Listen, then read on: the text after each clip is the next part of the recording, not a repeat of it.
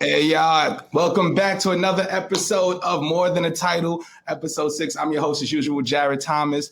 Thank you guys for showing up. Thank you guys for all the love, as usual. And today we got a special guest, man. This brother, this is my actual brother, man. This is, my mentor, one of my closest friends. For those who aren't familiar with him, he's a senior digital marketing executive with over 20 years of experience. He's managed teams remotely, specializes in marketing, content creation, overall social media strategy. He's worked for global, huge brands, and is one of the most knowledgeable marketers that I know, man. So I'm honored to be a mentee of his, and I've learned and grown so much. So let's make a warm welcome for my brother, Ken Gibbs, man. How are you, bro? Oh, good, B. Thanks so much for having me. I'm so happy to see you make it to this place, man, and all of your progression since we first met. Thank you, bro. That means the world to me, man. And for those listening, I think it would be a good segue for us to just say how we met, man. I think that's I love the story, right? So for everybody listening, it was 2 years ago. I think it was a social media week, right?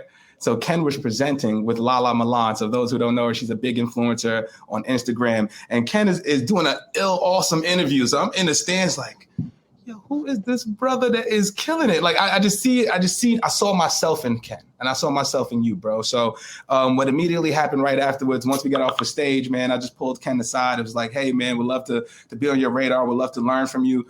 And here we are today, man. It took a little while on LinkedIn, and then you hit me back one day. It's like, man, my executive assistant's gonna reach out with you on time for Friday and tell me what works. Yep. And I was like, holy crap, you got an executive assistant and your brother? I'm like, what the yo? I was so excited, man. And I remember our first conversation, and we would talk about what we wanted and what I wanted for my career. And this is a place that I wanted to be. And I couldn't have gotten here without you, brother. Like, your guidance means the world to me. And that's why I love you for free, brother. So thank you for everything, man. No doubt, man. I mean, thank you, quite honestly, for being engaged and giving me someone to pass all the wisdom and knowledge on to, right? I think what's most important is that we have people who are dedicated and committed and have shown us that. Because all I think people in my position want to do is make sure we're passing on the opportunity. That's it. That's what it's all about, brother. So if you want to, man, let's start at the top, man. I know everybody is anxious to hear your story, brother. So, how did you get into the industry, brother? Like, how did you start off your marketing journey and your career? I mean, hey, it was all luck. Right. It was all luck. Let's keep it real. I specialize in social media right now, which is really connectivity between people. But I started making connections between people at the earliest stages of my life. Right. When I was in Boston. Boston is a town that, is much like LA, not like New York, New Jersey, where I am now, where everything closes down after 1 o'clock. In Boston, you see the Black media or Black population, quite honestly, like everything ends at 11 o'clock and then it goes into after hours. Yep. Right. And that after hours created an opportunity for me. I started working with party promoters to get alongside them to basically sell alcohol at these after hours parties. Right. Mm-hmm. So it was early foray into networking. I did that for a few years during my high school years. Why was I able to do that in my high school years?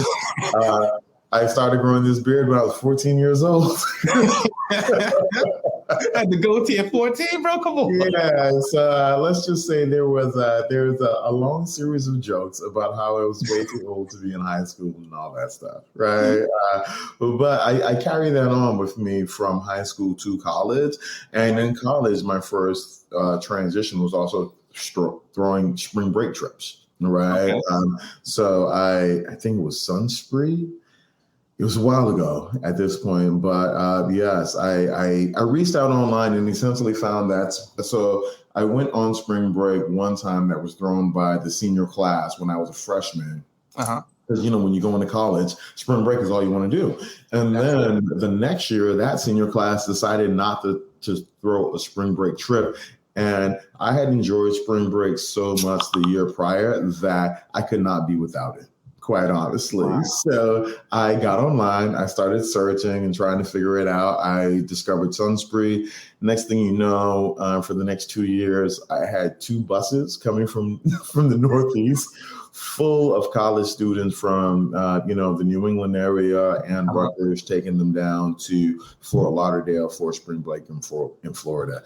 And so, I continued to network, do that. I was an orientation leader. I was an RA in college. Everything that really kind of like leverages your connections. And I feel as though the internet was just the next thing to that. I went to school for English professional. I had 2 majors and a minor.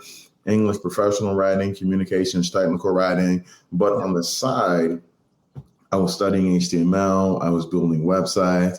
A friend of mine, his father was working for Compaq at that time. And as a result, he was able to furnish us with, cheap and frequent machines, right? Because at that time, right now, a lot of the bandwidth exists in the browsers on the web, right? Like that's where a lot of the computing is done. Before it was done more so on the hardware side. So as his father would cycle through machines, he would just drop them off and share them with us. And I was going to Barnes and Nobles. I was getting HTML books. I was learning how to build sites and like HTML 1, 2, 3, 4, 5, like all that.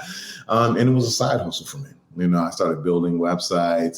So building them from the mechanic aspect, learning it from the hobbyist perspective, and then getting deeper and deeper into marketing and understanding how the marketing world was starting to intersect with what was happening on the web and finding out that it was essential. I think at that early point, a lot of it was like email marketing and what have you, and not really getting down into what could happen on the web. Now, personally, on the web, I was recognizing this as the next phase. All right. I was a young man. It's 1999, like around then. Right. Was there something specific that made you say that? Or was it just the interaction that you was having? Like, correlating those, doing the events and all that stuff that you're like, man, the internet, this is where it's at. Like, was there one thing that you said, hey, this is where I got to go? I'm Black. In case you want to be right? I'll be honest. I will be honest. So part of what happens, I think, when you're an undergrad, particularly, is there's all of these historical texts from Black authors that you encounter, you engage with. My parents were big on that, so I had read a lot of these before, and I had formed a lot of my mind state. But there were some in particular that I hadn't read. And I was just like, wow, it's insane to me that so much is so similar today, right? And it made me really think about the opportunities for progress and what they were. And so when the internet seemed to be this thing that many people didn't really understand what was happening. Yeah. And as a Black person, I viewed it as a way to skip the traditional journey for just recognition in any traditional media, right? Because I think when you talk about traditional media, if you're Black, you're at the back, period. Yeah. Right. And from my historical perspective and studying of all of these platforms, it was that, okay, this is one of the few that's actually starting within my lifetime. Right. Yep. So through just attention alone, I could possibly have an opportunity to start at the same time as everyone else. Yeah. So I studied and I leaned in. Right. That's right. And I think what was really the deciding factor for me, because much of this was hypothesis, right? Yeah. I'm from Boston, and I'm from Boston. I'm from Mattapan. Right. Like Mattapan is AKA Murderpan. Like it's all of that. Yeah. And so I knew I had a lot to fight against in order just to be recognized, despite being on the dean's list and all this stuff. Like it just, hey, there's a lot that colors you. So to speak, right. Yeah. And one time, so Sarah Ann Shaw, who's a legendary Black reporter in the New England area, Boston in particular, she came to speak at my school. I made a connection with her. And she was from the inner city. She was lives in Roxbury, right? It's one of our neighboring neighborhoods. Yeah. So I connected with her for internship and mentorship. And she took me to WBZ in Boston.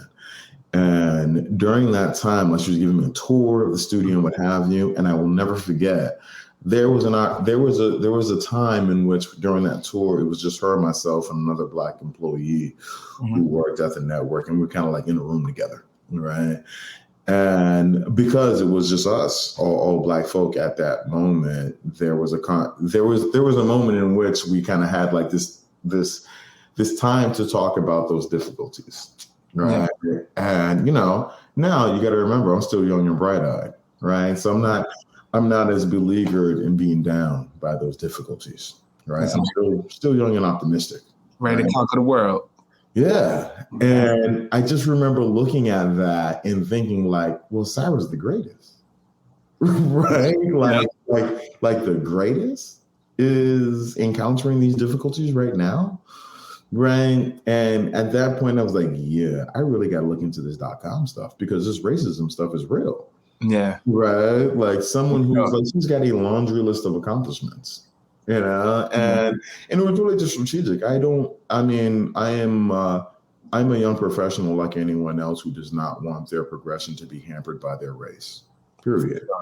And when I saw the emergence of a new platform allowing me the opportunity to circumvent the traditional hurdle, it was one that I chose to get at the front of the line for, not even at the front of the line, but just at the starting line. So I could. Yeah.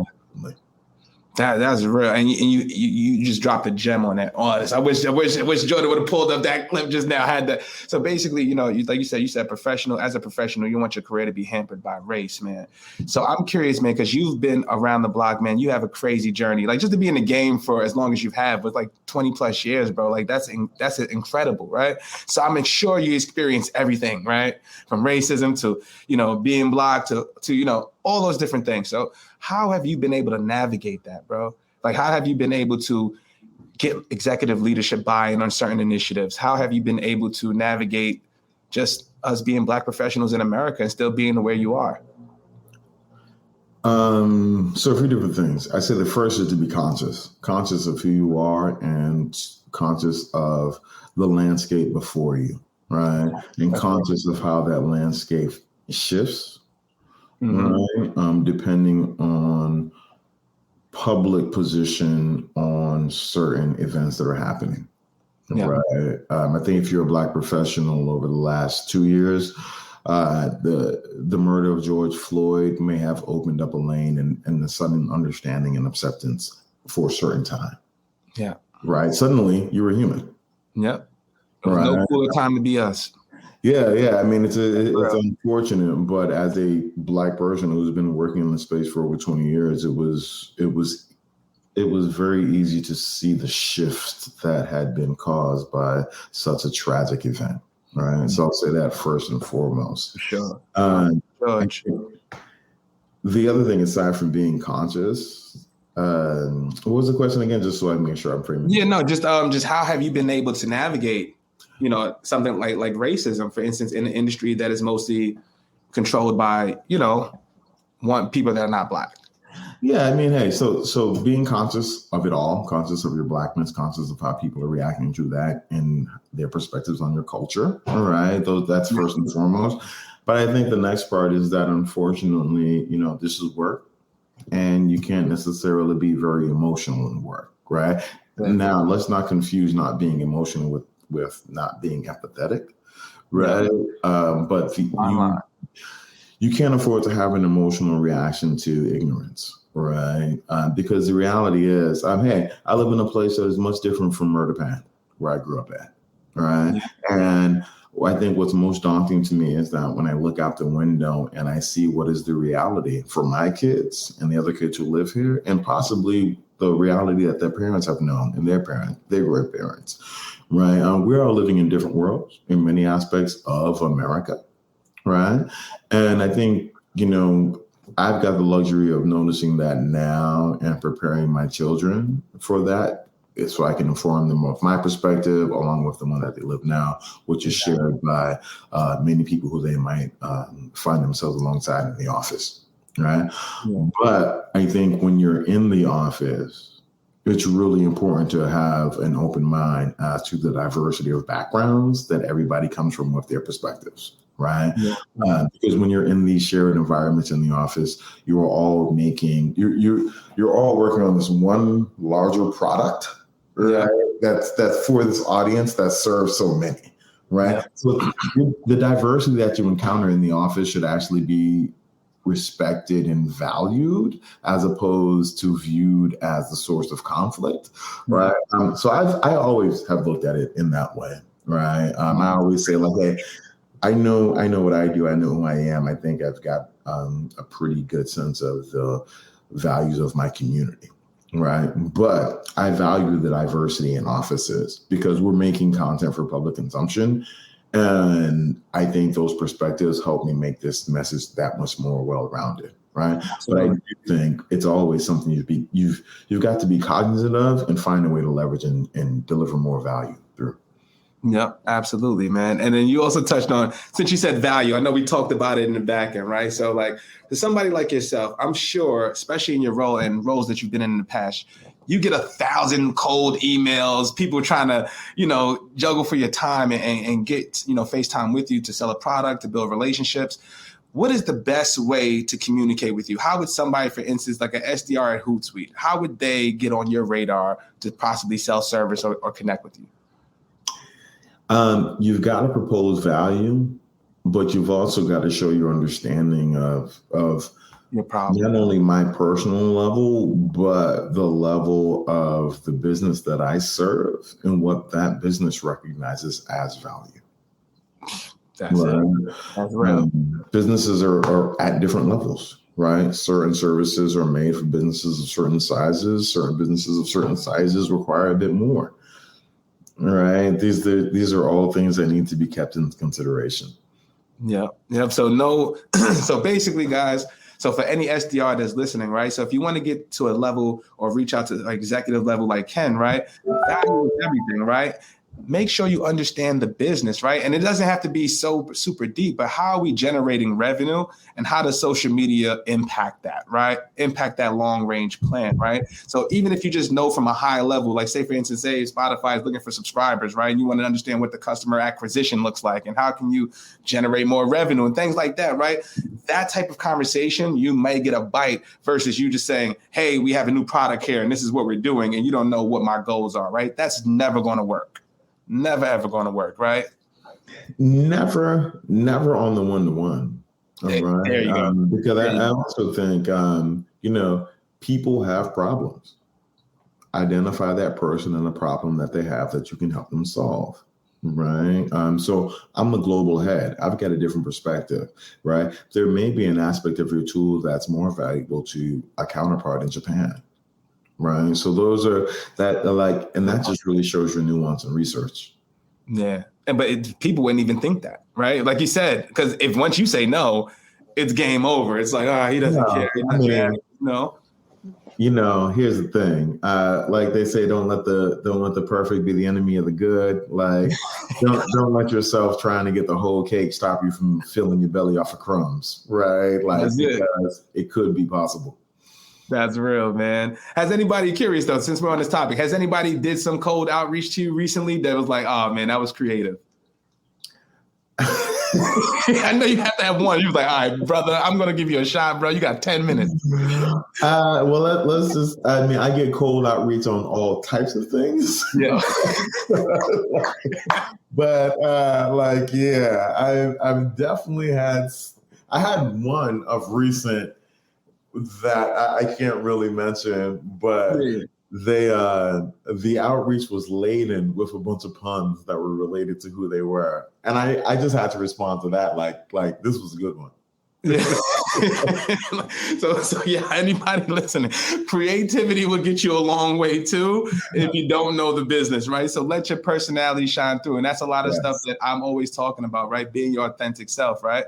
Like for me, like how me and connected, which is me being my authentic self, right? It's just like, man, I had no ulterior motives. It was like, yo, Ken, brother, I would love to be on a stage one day. I would love to, understand and learn from you. And then we take it from there. And then from that, we just grew that relationship. But I've seen times where I think you know her too. So Kendra Thomas, she's a social media manager. I think you're connected with her on LinkedIn. Okay. So she's connected with me. And I sent her a little note like, what up, cuzzo? When's the barbecue? You know what I mean? Like, yo, tell Sharon, don't do the damn potato salad. And we go, and that's how we started our conversation. And that led to a 2-hour conversation offline, just talking about life and just becoming mad cool, right? So there's ways to do this. It doesn't have to be this, buttoned up thing. If that's not if you don't know it, you tap into your creativity, right? There's a lot of ways to get what you need to get done accomplished. I agree. Be cognizant of your position, though.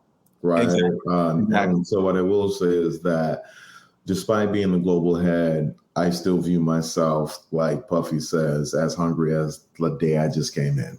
Yeah. And I like to get down to that level when working with people on my team and talking about creative and what have you, right? I'm obviously not as close to the cultural moments as they will be. So it's more of an even exchange there, right? But I'm looking to them for insight. Like, how hot is this really right now? Right, because it might not be as hot tomorrow. It might not be as hot as it was yesterday because of some things that happen in the zeitgeist. Like culture's moves fast, right? But I'm comfortable with having those conversations. I was also privileged enough to be able to have those conversations as I was growing with Russell Simmons, Kevin Liles, all these guys, right? So I'm a little bit more comfortable with leadership and authority in the space. And as I've grown on, or moved on rather in my career, I've encountered young people who haven't had that opportunity, and they regard me in a high regard, and I don't regard myself in that way, right? So I'm like, what do you mean? Like, why are you telling me your ideas, right? You just have to be self-aware, right? You have to be self-aware about how, I know this is about more than a title, right? But sometimes that title is keeping people from being genuine and authentic with you. So sometimes you have to go out of your way to help them understand that they can be comfortable sharing their creative ideas with you. Yeah, that's so real, man. I know that's how I view you, bro. I'm not gonna lie to you. The first time, I must have told everybody on my block we were meeting. Like, my bro, man, I'm meeting the VP of VET, man. You don't understand, bro. My mama knew, pops knew. It was just and that's how I felt, man. And what it did for me was give me the confidence. If I can, have a connection with you, brother, who can I? Because the real conversations we have offline, right? So I'm like, man, if me and you are having these type of conversations, I get it. So when I'm on the phone with somebody, you know who I talk to offline, fam? This ain't I'll run circles around, you know what I mean? But that's kind of the vibe, man. And I'm curious, when you were a young professional in those rooms, right, with some of these big black, moguls, right? How do you act in those rooms, right? Like how, if you're not from that, right? What was that like, man? And how was it, you don't want to say the wrong thing at the wrong time. Like, how do you? I didn't say a thing. I mean, I'll just be honest. I never said anything. That's real. Right. I was a young person, but it was also a long time ago, right? Where the internet just simply was not in the phase that it is right now. Yeah. Right. I was in 0.5 web, not even 1.0. Yeah. Right. So it was really different. Just really the World Wide Web you was on. It was just, just coming out of the AOL walled garden and people understand what to do. Oh my God, Chrome, what is this? Yeah. Twitter, YouTube, for perspective. So when Twitter was doing the invite only invites, I distinctly remember sending it out to all of the journalists who I know. Mm-hmm. And some of them responding what are you doing? Take my name off of this spam thing, Ken. And I was like, wow, this is the future, guys. But that's always been me. I was winning contests, making movies and things with logo when I was in the 4th grade and all this stuff. Mm-hmm. And so I had remained on the forefront. So, but I also often say that my family, for instance, never even understood what I did until the iPhone came out. I think the iPhone, the app structure really helped just create a platform that was easy for universal understanding. And I think we're right at that period right now for Web3, NFT, all this stuff. My position, you're on there right now, you're just getting hustled, right? You're getting hustled. The business is not there yet. Right. But when the business does get there, it'll take off. Right. There's a lot of value that's there right now. So I would love to hear your, so because me and Walt talked about this last week, and I definitely me, you and Walt got to connect, bro. But what are your thoughts on Web 3.0 right now? What excites you about it? And then where do you feel like the business needs to catch up to get to that point where it's mass adopted? I'm always excited about progressions in the web because they're generally freedom, right? First phase of web created freedom within publishing, right? Just do your history books and look at all that all the calamities that accompanied the introduction of the printing press, right? And how far we went to like make sure certain people didn't have it, this and that, right? So Web3, the same thing. I've often felt as though much of the early phases of the web would simply become like expected consumer behavior. Yeah. Right. Like all of this will at one point simply be something you're expected to do on what might become public highways. Right. Because I think there's a larger argument to say like the internet is free, it's public. Right. And shouldn't artists be able to just simply traffic things on that? Like I think I know we're talking about Web3, but I still think we're in Web 1. Right. Like, in all honesty, like Web3 is more so about what the people who got on Web 1 are now doing online and less about what a truly matured population does with it. And I think like even when you see what's happening right now, what scares me about what's happening right now is that I'm seeing too many people rush to the hustle and the scam. Right. Because much of what's happening with NFT, blockchain, and all that right now, just taking advantage of the ignorance of the masses, because you've got too many uninformed who are able to easily access it. Yep. And everybody's trying to get a bag. Yeah. I mean, hey, that's human nature in a capitalist economy. Sure. Right? Like that's going to be a part of it. But I think that noise is taking away from the true discovery. Right. And as somebody who's been doing this for over 20 years, right, that's the biggest difference between the two, right? I mean, in the span of the time I've been online and working in this space, we have gone from, oh, I won't believe that because you read it online, to, oh, I don't believe that because you can't find it online. Yeah. That's such a drastic shift that people are so comfortable with. I think it's worth unpacking and investigating. You know, like it's just look at how easily your perception of what is true was shifted. That is so true, bro. It kind of goes. First of all, that's a great point, man. Like you said, I do remember the days where it was a blog and you'd be at, randomwebsite.com and it's like, all right, man, this is all right. I get it. Versus now, man, like I can't believe that there's some brands that still don't even know the importance of SEO at this day. Oh, indeed. But there's a lot of noise on social. It's a lot of brands don't believe the two are connected. That's insane in itself. How could you? That's what I'm gonna keep it real. And I will say it on air, bro. Like that's what I get with a lot of my customers, right? So one of the first things I ask, bro, is how are you quantifying social, right? And you know what most of the time people say to me? I just want to get more likes and followers, right? And I'm like, no kidding, right? Like, but what does that mean, right? So if I'm able to get you 20 followers and you're not able to determine or even tell me out of these 20 people that liked, who came to the website? What was that journey like? They came to the website and bounced off, right? Do you have retargeting in play? Are they your subscribers to your email? What is the sentiment? Are you listening to the conversations and what they're saying about your brand? All of these things, right? And then first and foremost, right, if I go to your brand and I can't find you on Google, I don't care what it is, right? I'm going to go to that first couple of links, and that's the trusted voice, right? And the fact that people don't see the connection in the two and how your brand awareness and your authority and all that plays into your credibility online. It's insane to me. Yeah, but I'm not surprised, right? All of this has happened very fast, and everyone has just been ushered into it in an instance. Right? Yeah. So that's also something to consider. I would also think about and here's kind of where the conundrum lies, right?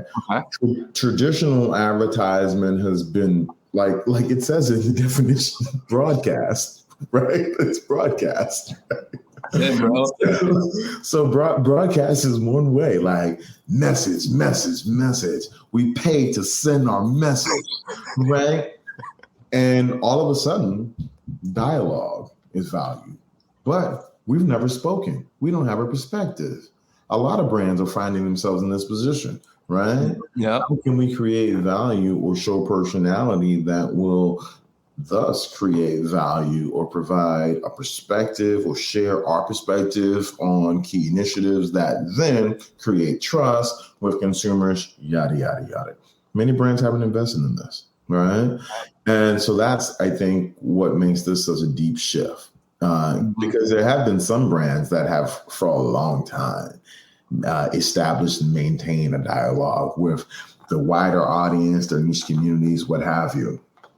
But now, now brands too must have personality. Oh, you have to. You have to. And we have to know where you lie on certain issues along with that. Exactly. Along with that. So, matter of fact, my question to you, bro, because you've worked with some great brands, right? Some awesome brands, right? Do you think it's more challenging working with a brand that already has awareness, like some of the brands that you've worked with, or is it easier, or would you prefer working with a let's say a startup brand that doesn't have that awareness? What do you think is the bigger challenge? Bigger brand. Okay, and why so? Bigger brand. Bigger brand has an established perception and reputation that has been invested in internally in terms of budget, but also internally in terms of people who have put together the ideas that live within those campaigns and what have you. That doesn't say that it's right, but that's the hurdle right now. And hey, to be clear, that could have been right up until yesterday.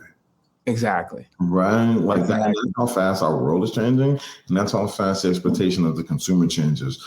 Because yesterday it could have suddenly become wrong because your main competitor took such a drastic step that reset expectations within your category. Right? Like that's where we are right now. Yeah, that's and plus for me, like on the outside looking in, because obviously I've never been a social media manager. I just know my personal brand and what it does, whatever, right? So I would think it's easier because you have a blank canvas and you can really let your creativity do the work with a startup, right? But like if you go to a well-known brand, doesn't that limit creativity in a way? Or it really depends on what leadership thinks, right? Because that's where you really need to get the buy-in to invest in some of these initiatives. Or what's your take on that? Well, I mean, so these are two different questions, right? Yeah. So to answer the latter, it's more so that, the new brand has a clean slate. It's not fighting it doesn't have to overcome the hurdle of what it's already established. Exactly. Right? That's exactly. What you've already established could be fighting against you in your creative.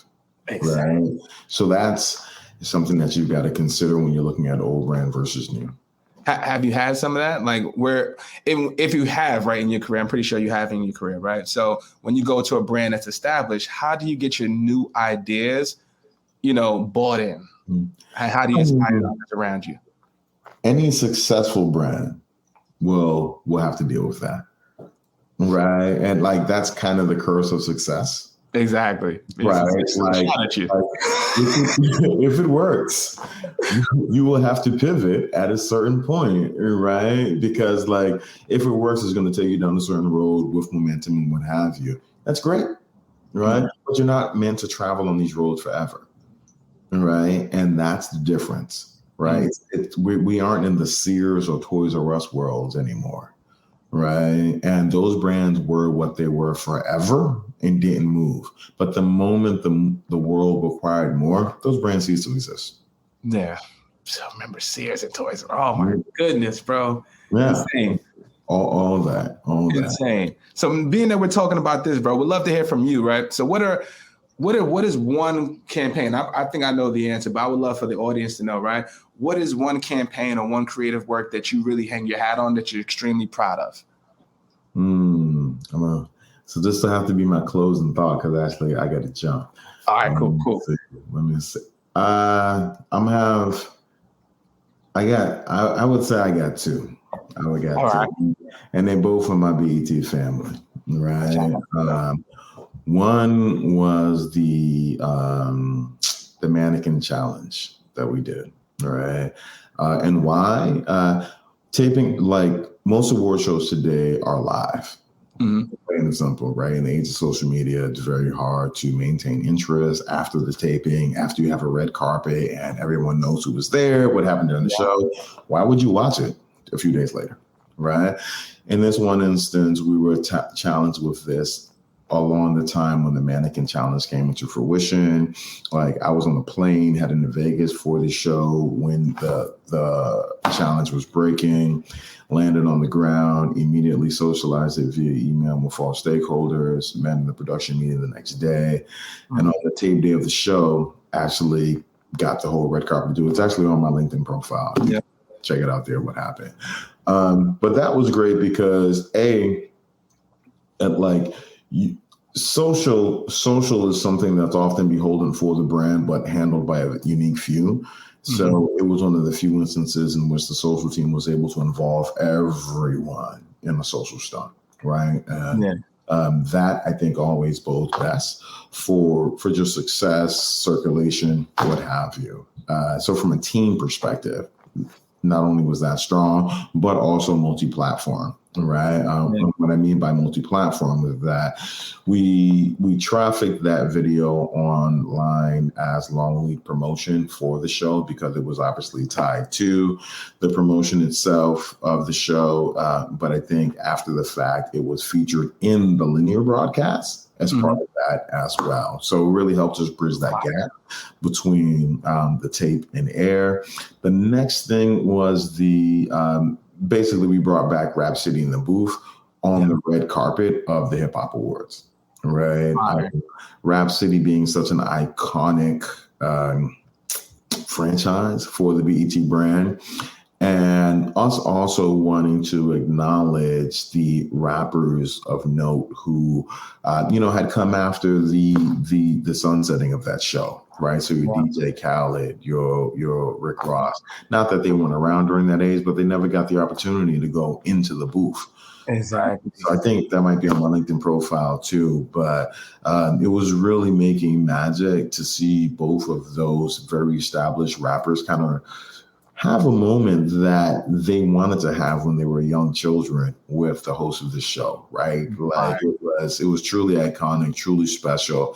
And I think when you're in brand positions and you're able to do something like that, that means so much to people, but also helps with the promotion of your show. Yeah. It's one of those special things.